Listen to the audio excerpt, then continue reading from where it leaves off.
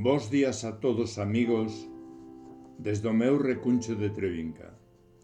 Ana Belén Corbacho é unha excelente poeta a quen hoxe lle corresponde a quenda destas fresquiñas madrugadas de outono. Hai poetas aos que polo que sexa gústame espaciar a súa lectura.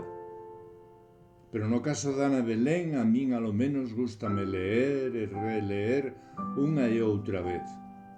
É por iso que hoxe quero poñer voz a esas lembranzas que nos fai chegar sobor da súa casa natal e que regálanos na revista número 19 de Nós, a xente do redor, que leva por título Esas contras que vixían.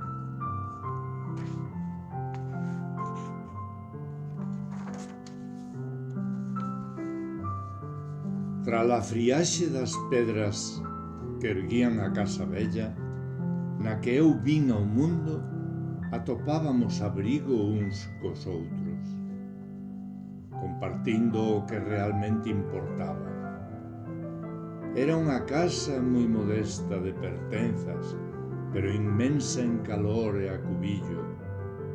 Hoxe tan só quedan as lembranzas, mais a imaxe dos que xa se foran segue a vivir en cada un dos seus recunchos.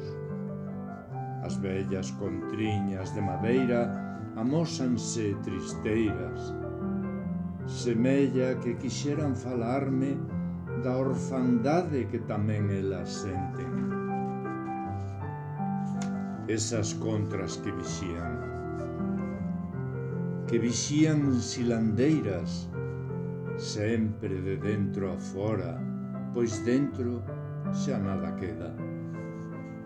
Tan só ecos dunha vida, un alento que perece, sombras presas na madeira polo tempo que as vence.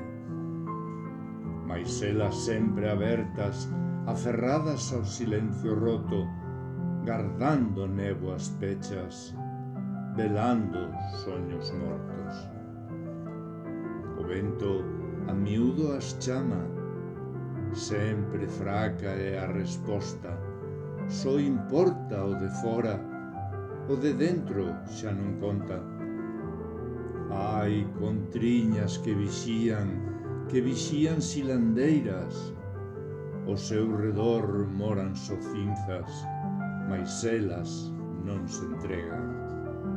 Nin cos refachos abanean, de alento enchen a madeira.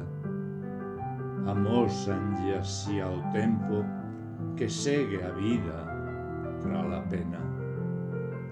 Moitas gracias, Ana Belén.